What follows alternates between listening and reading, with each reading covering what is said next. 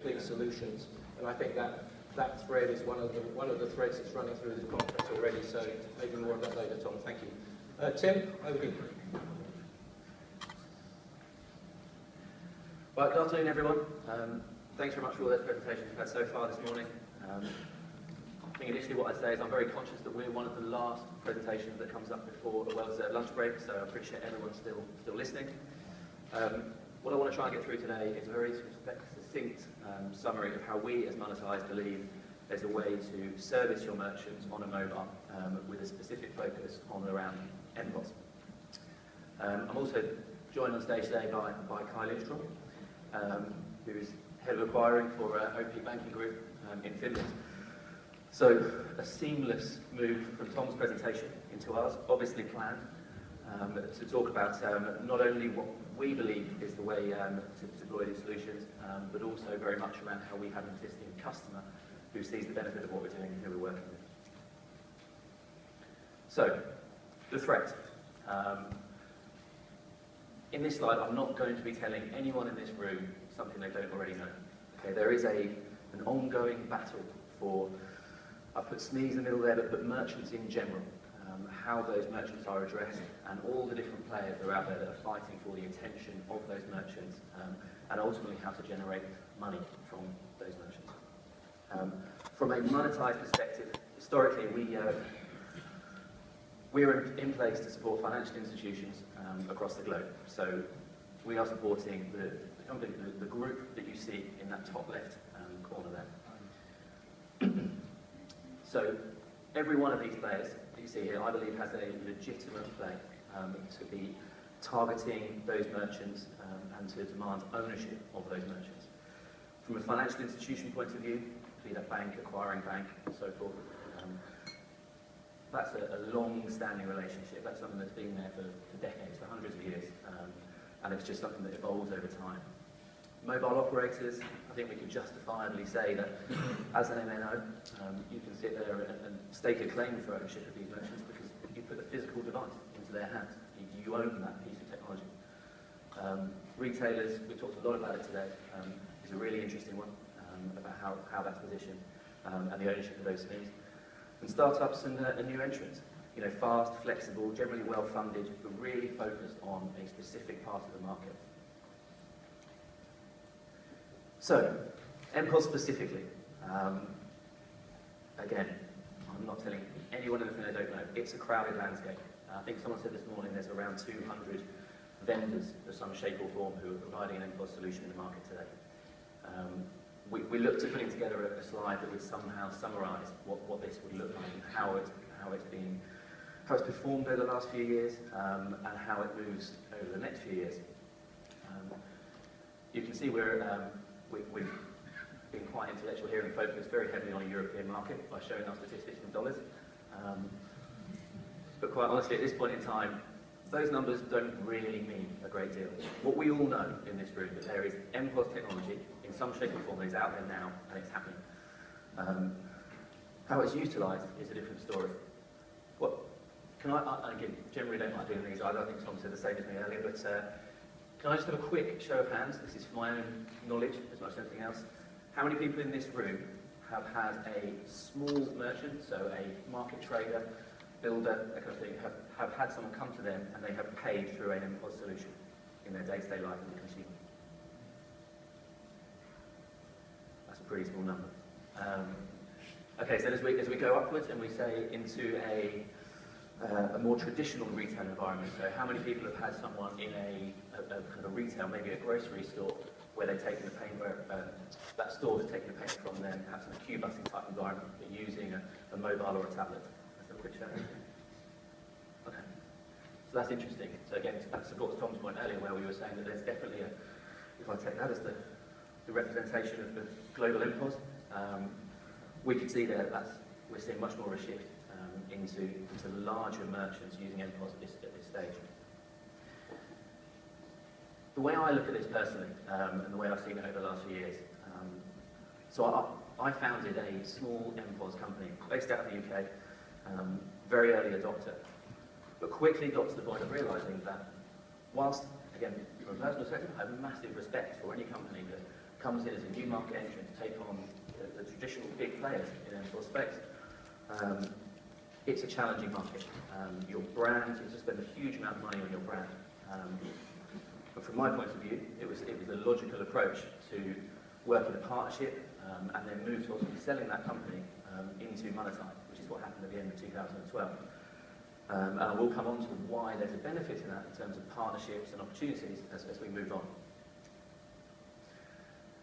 So for those of you that haven't been hammered with the Monetize brand somewhere in the past, what do we do? What is Monetize? So Monetize is purely white-labelled. You will never see a Monetize brand out there in a consumer app or a consumer service.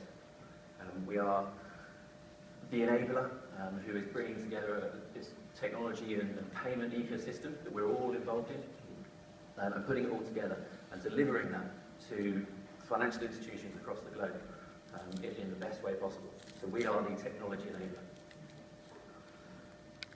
So from an MPOS perspective, the slide says what we think. MPOS is much more than the standalone card acceptance, and I'm really pleased to hear that we've had a lot of presentations already this morning talking about that side of it. The opportunity is there to utilise MPOS as an initial and effective way to engage a merchant, but it's only a starting point. And how do we as Monetize get to those different levels? So I put one quick piece in here that I think is critically important, and again, we've heard it already this morning, partnerships. Partnerships, successful if both sides win.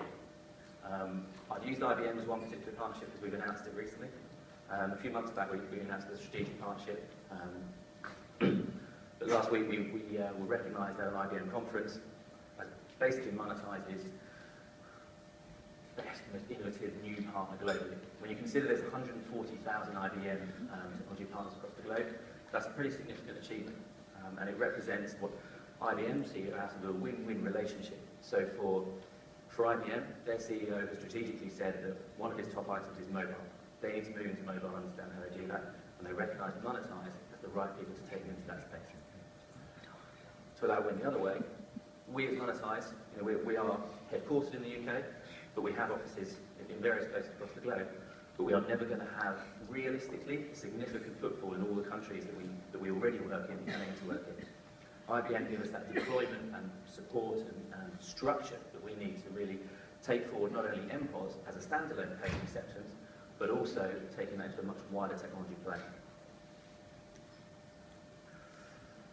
So, even at that size, at that screen, I'm not going to expect everyone here to be able to read any of those, or all of them, but the real key point that I want to get across here is that payment acceptance piece, and when we work with our financial institution partners, creating an MPOS structure to start with gives our financial institution partners the ability to integrate into a whole range of other services. Some that exist now, but also some that exist as a clearly defined roadmap for the future, but also some that exist through our existing and future partnerships. So it's a single connection into a much wider range of things that FR wants in the future, whilst at the same time maintaining that brand. So I'm very conscious that I want to make sure that Kai's got plenty of time to speak. So what I've done is I've just picked out one item that we are seeing huge traction on at the moment around MPOS as the starting point for taking it into that commerce journey.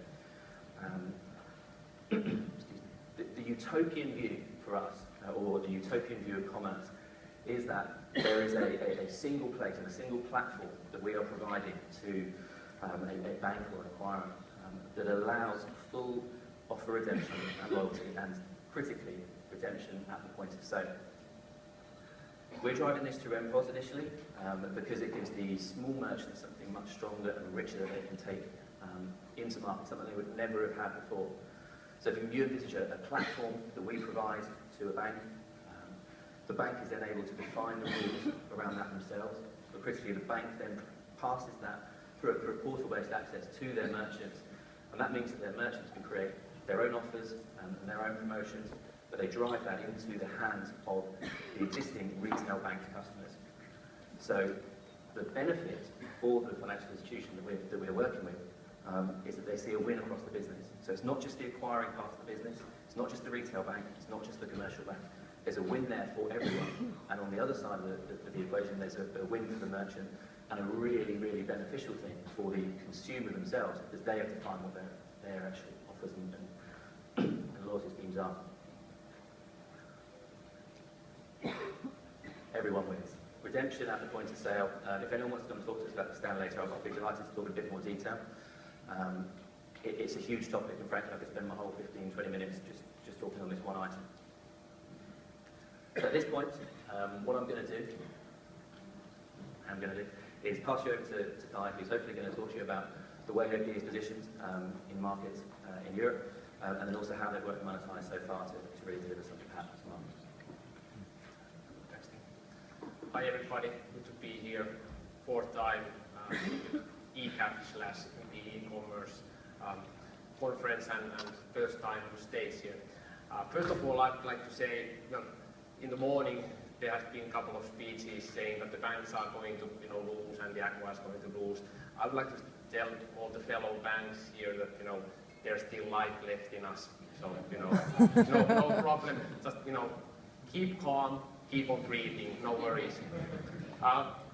I'd like to tell you something about OP Pohjola. Most of you probably don't know us, since we are basically only operating in Finland and the Baltic countries. We are the largest financial group in Finland. Basically, you can get everything that's something to do with finance from us. Well, we didn't sell subprimes though. 4.2 million customers. It's not that big in a worldwide sense, but if you think that there's only 6 million inhabitants in Finland, that's pretty neat. We are number 2 issuer, the largest Visa issuer in the whole Scandinavia, and the second largest acquirer in Finland as well. We are, as Steve mentioned in the previous presentation, S Group, this is a cooperative. Also, we are a cooperative company. There's almost 200 banks which are independent and are owning the group. Well, why EMPOS for us?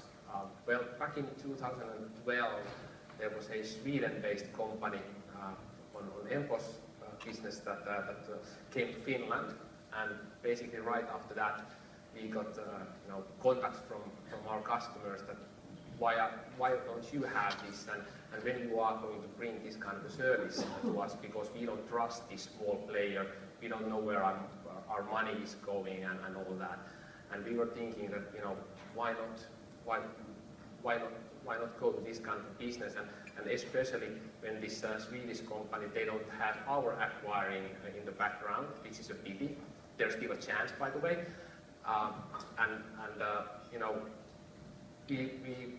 We were thinking about this and saying that every merchant that goes and gets this service, it'll be out from our OP merchant services.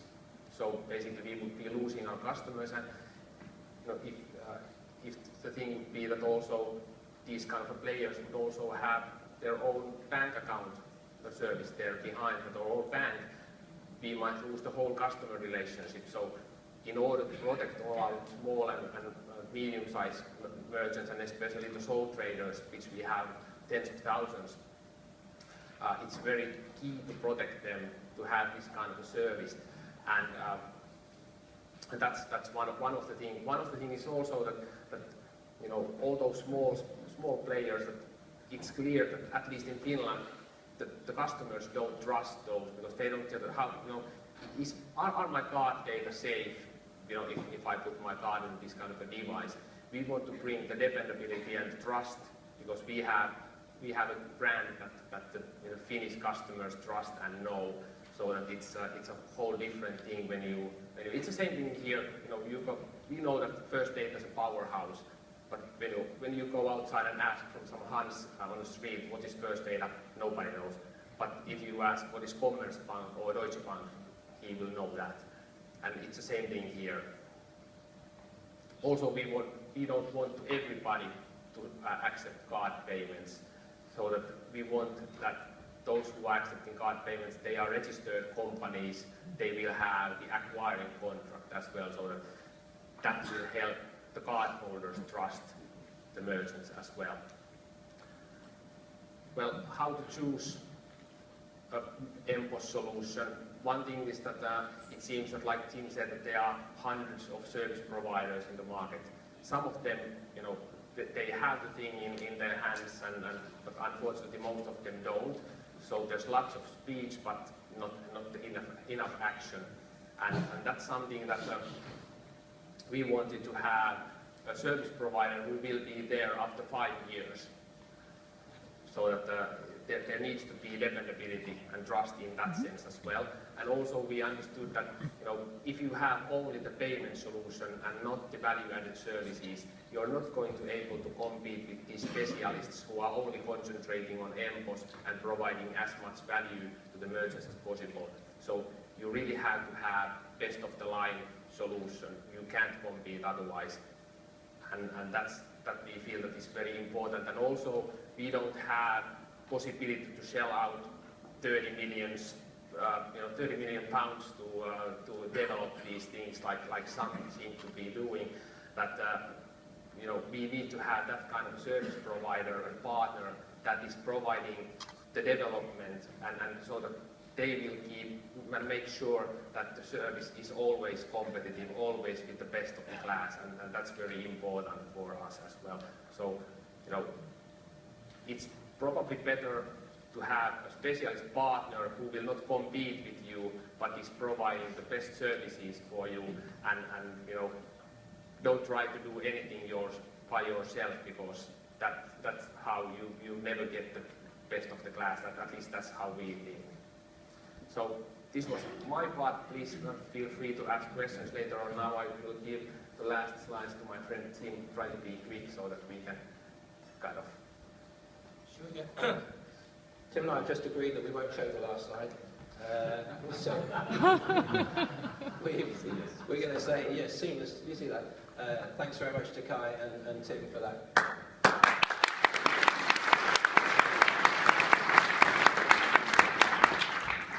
There's challenges in all these